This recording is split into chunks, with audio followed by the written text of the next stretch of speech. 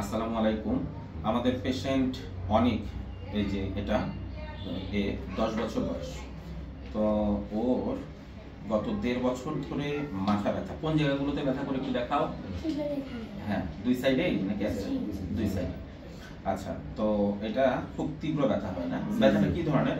ছেলের রোগীর বাবা আপনি বলেন। আমরা ব্যথাটা সকালে এবং বিকেলে দুপুরে উঠে ধরি তীব্র ব্যথা হয়।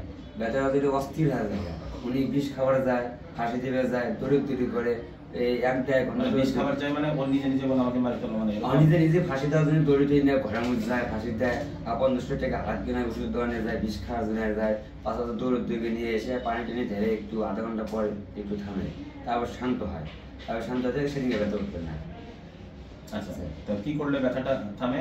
ওই আপনি মাথায় পানি দিই, একটু নামা হয়, খাওয়ালেন ধরে 10 মিনিট পর নীরবই ঠান্ডা হয়ে যায়। আবার তুমি চিলি করে মাথায় আশ্রায়, তারপর আমি ফাঁসি তো অনেক কিছু ভাষা বলে। আচ্ছা আচ্ছা, এর সাথে আমরা হিস্ট্রি নিচ্ছি। এই পুরো ঘটনাটা গত 1.5 বছর ধরে, 1.5 বছর উদ্যোগ হয়ে গেছে। 1.5 বছরের মধ্যে এই সময় তো তার চোখ দিয়ে কোনো পানি পড়ে? পানি পড়ে না। চোখ দিয়ে নাক দিয়ে কোনো পানি পড়ে না? চোখ লাল হয়ে যায়? আচ্ছা, চোখও লাল হয়ে যায় না? মানে লাইট বা শব্দ বা আলোতে কোনো অসুবিধা হয় কি? শব্দ বা আলোতে অসুবিধা হয়। তো আমরা যে রোগী মাল্টিপল কনসালটেন্সি অলরেডি, উনি এরই মাঝে নিউরোমেডিসিন, শিশু নিউরোমেডিসিন এবং মনোরোগ বিশেষজ্ঞ সহ বেশ কজন আরো অনেকজন ডাক্তার দেখিয়েছেন। তো আমাদের কাছে উনি এসেছেন আজকে থেকে 1 মাস আগে। তো আমরা তার বেশ কিছু সব ইনভেস্টিগেশন অলমোস্ট করা। তো আমরা একটু দেখি, যেটা দেখে সার্ভাইকাল এক্সরে দেখে যেটা মনে হয় যে তার সার্ভাইকাল মাসলগুলো স্পাজম হয়ে আছে, এবং আমরা যেটা করি সেটা হচ্ছে যে তাকে কিছু ভিটামিন ডি বা এই টাইপের এবং মাসল রিল্যাক্সেন্ট দিই। তো আজকে 1 মাস পরে রুগী আমাদের কাছে এসেছেন ফলো আপের জন্য। বাবা, আপনি একটু বলেন আপনার ছেলের কি অবস্থা? বাবা তুমি বলো কি অবস্থা? আমার অবস্থা মোটামুটি ভালো। মোটামুটি ভালো। আচ্ছা, তাহলে ধরো যে আগে তোমার ব্যথা যদি 100 হয় বা 16 আনা হয়, 100 হয়, তাহলে এখন কত ভাগ আছে তার? তাও এখন 20 ভাগ। 20 ভাগ আছে। আচ্ছা, আপনি বলেন কি অবস্থা? মোটামুটি অনেকখানি কমছে। হ্যাঁ, আগের তুলনায় অনেক। আগে তো প্রতিদিন ব্যথা হতো। প্রতিদিন হচ্ছে। আমি ব্যথা দুইবার, দিনে 2বার 3বার এরকম। দিনে 2বার 3বার।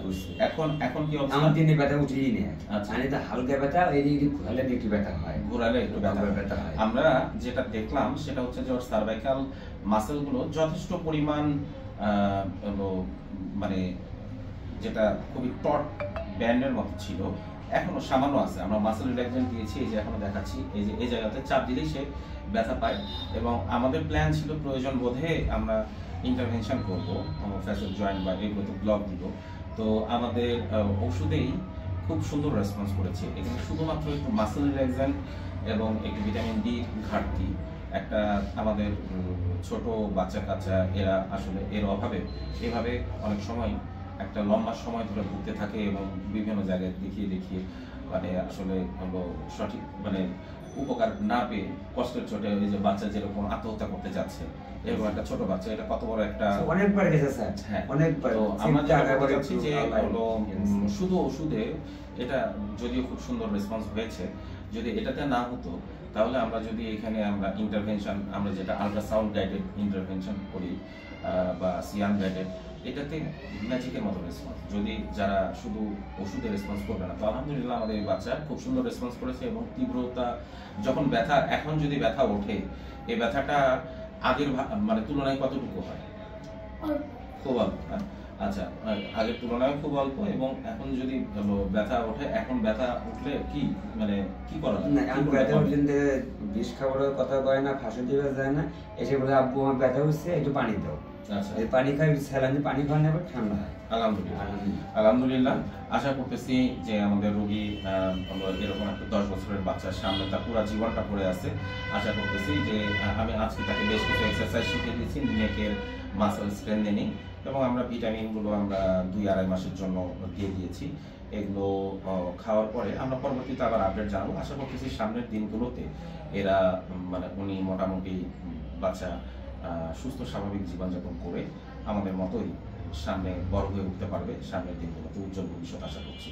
আসসালামু আলাইকুম, ধন্যবাদ।